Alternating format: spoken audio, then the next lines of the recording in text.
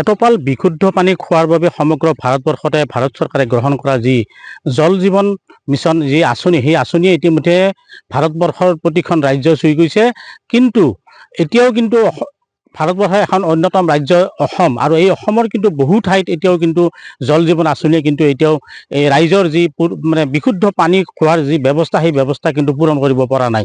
আৰু ইতিমধ্যে দেখিবলৈ পোৱা গৈছে যে এই দুধনৈৰ নিকটৱৰ্তী এখন 6 কিলোমিটাৰ আঁতৰৰ এখন ঠাই পাটপাৰা, এই যে ডামৰা পাটপাৰা অঞ্চল, এই পাটপাৰা অঞ্চলৰ যিমান সংখ্যক মানুহ আছে বা এই অঞ্চলৰ যিসকল গাঁওবাসী আছে, এই গাঁওবাসীয়ে কিন্তু এতিয়াও জল জীৱনৰ আঁচনিয়ে তেওঁলোকক এতিয়াও স্পৰ্শ কৰিব পৰা নাই। যিহেতু 2টা বছৰ পাৰ হৈ গ'ল, সেই 2টা বছৰ আগতে তেওঁলোকে জল জীৱন আঁচনিৰ নামত যি পাইপৰ ব্যৱস্থা কৰিছিলে বা যি পানী যোগানৰ যি ব্যৱস্থা কৰিছিলে, সেই ব্যৱস্থা কিন্তু এতিয়াও দেখিবলৈ পোৱা নাই। আৰু তেওঁলোকে তাৰ ফলত কি কৰিছে, আজি বহু বছৰৰ পৰা তেওঁলোকে এই দুধনৈ যি নদী, সেই দুধনৈ নদীৰ তেওঁলোকে বালি খুন্দি পেলাই তাৰ পৰা যি বিশুদ্ধ পানী যি ওলাইছে, সেই পানীয়ে তেওঁলোকে খাব লগা হৈছে। তেওঁলোকৰ দৈনন্দিন জীৱনত যিমানখিনি পানীৰ প্ৰয়োজন হয়, কাপোৰ ধোৱাৰ পৰাই, বাচন বৰ্তন ধোৱাৰ পৰাই, গা ধোৱাৰ পৰাই আদি কৰি বিভিন্ন ধৰণৰ কাম তেওঁলোকে কিন্তু এই নদীৰ পানী সংগ্ৰহ কৰিয়ে তেওঁলোকে এই পানীৰ প্ৰয়োজনীয়তা পূৰণ কৰিব লগা হৈছে। সঁচাকৈ এই যিহেতু এখন উন্নয়নৰ ছবি ইতিমধ্যে এডভান্টেজ আছাম 2 আৰম্ভ হৈছে, বা এডভান্টেজ আছাম 2ক লৈ পেলাই ইতিমধ্যে বিশ্বৰ বিভিন্ন প্ৰান্তৰ কেইবাখনো ৰাজ্যই বা কেইবাখনো দেশে ইতিমধ্যে ইয়াত বিনিয়োগ কৰিবলৈ ওলাইছে। এনে এক মুহূৰ্ততো যি উন্নয়নৰ সততে উন্নয়নৰ কথা কৈ থকা হয়, ৰাজ্যখনত উন্নয়নৰ কথা কৈ থকা হয়, কিন্তু এই উন্নয়নৰ কথা কৈ থকাৰ পিছতো কিন্তু আজি এই সময়ত আমি দেখিবলৈ পাইছোঁ অসমৰ গোৱালপাৰা জিলাৰ যি ডামৰাৰ নিকটৱৰ্তী যি পাটপাৰা অঞ্চলৰ যে গাঁওবাসী কিন্তু এতিয়াও তেওঁলোকে বিশুদ্ধ পানীটো বা খোৱা পানীটো বা তেওঁলোকে নদীৰ বালি খুন্দি তেওঁলোকে সংগ্ৰহ কৰিব লগা হৈছে। ই আটাইতকৈ আচলতে পৰিতাপৰ বিষয়, আৰু ইয়ে এখন দুখ লগা ছবি, অসমৰ উন্নয়নৰ এখন দুখ লগা ছবি এখন তেওঁলোকে দেখুওৱা পৰিলক্ষিত হৈছে। মই এই অঞ্চলৰ যিহেতু কেইবাগৰাকী মহিলা আছে, তেওঁলোকে যিহেতু কলহ লৈ বা বাল্টি লৈ বা তেওঁলোকে আহি পানী সংগ্ৰহ কৰে, মই এই মহিলাসকলক বা এই কিছু সংখ্যক মহিলা ইয়াত আছে, সেই মহিলাসকলক মই কিছু কথা সুধিব বিচাৰিছোঁ। যিহেতু এই জল জীৱন আঁচনি নামৰ এখন আঁচনি ইয়াত আহিছে, আপোনালোকে গম পায়, তে এই আঁচনিখন অহাৰ পিছতো কিন্তু আপোনালোকে পানী পোৱা নাই বুলি আমি গম পাইছোঁ। কি ক'ব আপুনি?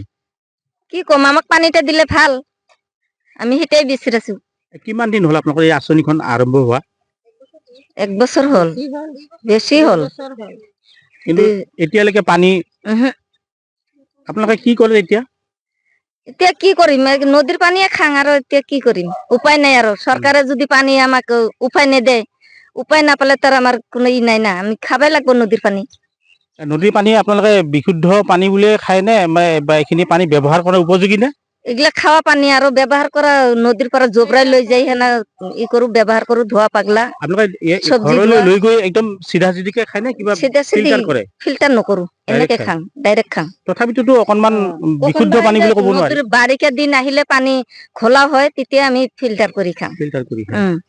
হয়, যথেষ্ট পৰিতাপৰ বিষয়। যিহেতু বিশুদ্ধ পানীৰ নামত তেওঁলোকে যি নদীৰ যি বালি খুন্দি পেলাই, তেওঁলোকে গাঁত খান্দি পেলাই তাত পানী জমা কৰি, সেই পানী তেওঁলোকে ব্যৱহাৰ কৰিব লগা হৈছে। এক পৰিতাপৰ বিষয়। মোৰ লগত আন এগৰাকী মহিলা আছে, মই তেওঁৰ পৰা কিছু কথা জানিব বিচাৰিম। যিহেতু ইয়াত নদীৰ এটা পানী বিশুদ্ধ পানী বুলি আমি ক'ব নোৱাৰোঁ, যিহেতু ইয়াত যথেষ্ট সংখ্যক লেতেৰা আহে, তাৰপিছতো আপোনালোকে কিন্তু ইয়াৰ পৰাই পানী সংগ্ৰহ কৰি খাই আছে, কি ক'ব? কম মানে এই যে বহুত পচা সৰা মুৰ্গী মৰলে, গাহৰি মৰলে, কুকুৰ মৰলে, বিলে মৰলে, গোটাই ভাসে দে দিলেও আমি আৰু দেখো, চকু দি দেখিও মানে এনেকা গাৰা খুন্দি পানীটা খাওঁ, আৰু উপায় নাই আপোনালোকৰ? উপায় নাই, খাওঁ। আৰু কিমান বছৰৰ পৰা এনেকে পানী হলে 15 বছৰ মান। 15 বছৰ মান। আপোনালোকৰ মানে চৰকাৰী কোনো ব্যৱস্থা নাই? ব্যৱস্থা নাই, কিন্তু পাইপ দিছিল 2 বছৰ আগত, জল জীৱন নাই। এইবিলাক মানে পাইপ আছে, পানী নাই।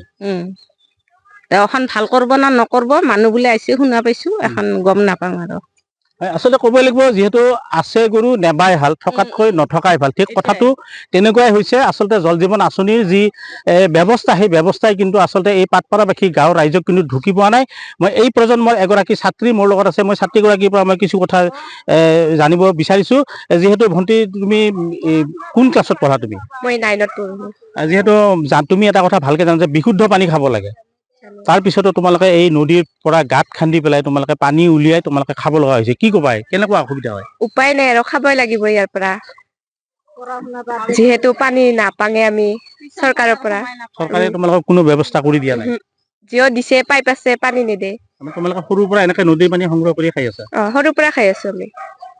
হয়, এই ছাত্ৰীগৰাকীয়ে অতি দুখেৰে কৈছে যে যিহেতু সৰুৰ পৰাই তেওঁলোকে জন্ম হোৱাৰ পৰাই দেখিছে বা জানিব পৰা বুজিব পৰা হোৱাৰ পৰাই তেওঁলোকে দেখিছে যে এই যি দুধনৈ নদীৰ মই যি স্থানত উপস্থিত এই দুধনৈ নদীৰ এক বালিচৰ আৰু এই বালিচৰতে তেওঁলোকে গাঁত খান্দে আৰু গাঁত খান্দি পেলাই তেওঁলোকে সেই গাঁতৰ পৰা পানীটো সংগ্ৰহ কৰে। মোৰ সতীৰ্থই সেই দৃশ্য দেখুৱাইছে আৰু ইতিমধ্যে দেখিবলৈ পোৱা গৈছে এই যিহেতু তেওঁলোকে কৈছে যে এই নদীৰ বালি যদিও পানীটোপা দেখাত ফটফটীয়া হয় কিন্তু তাত হয়তো বিশুদ্ধতা যদিও বস্তুটো নাথাকিব, কাৰণ ইয়াত যথেষ্ট ধৰণৰ লেতেৰা বা পচা বস্তু বা বিভিন্ন ধৰণৰ বিষ্ঠা ইয়াত উটি আহে। তাৰ ফলত তথাপিতো তেওঁলোকে কিন্তু পানীৰ তাৰণাত পৰি একটোপাল বিশুদ্ধ পানীৰ তাৰণাত পৰি তেওঁলোকে ইয়াৰ পৰা পানী সংগ্ৰহ কৰি খাব লগা হৈছে। এই ক্ষেত্ৰত চৰকাৰে কিন্তু কোনো ধৰণৰ সঁহাৰি দিয়া নাই, যিহেতু জল জীৱন আঁচনি নামৰ এখন অভিলাষী আঁচনি ভাৰত চৰকাৰে গ্ৰহণ কৰিছে, কিন্তু সেই আঁচনিও কিন্তু এতিয়া ধোঁৱাচাঙত উঠিছে আৰু তাৰ বাবে তেওঁলোকে এই গাঁওবাসী ৰাইজে কিন্তু তেওঁলোকে অতি ক্ষোভেৰে অতি দুখেৰে তেওঁলোকে আমাক সংবাদদাতাসকলক এই কথা জনাইছে আৰু এনেকৈয়ে তেওঁলোকে এই বিশুদ্ধ পানী টোপালৰ কাৰণে তেওঁলোকে নদীৰ পানী দৈনিক সংগ্ৰহ কৰিবলগীয়া এক পৰিস্থিতিৰ সৃষ্টি হৈছে। যিকোনো খবৰৰ বাবে যোগাযোগ কৰক 7099017330 লগতে 7099017110 নম্বৰত।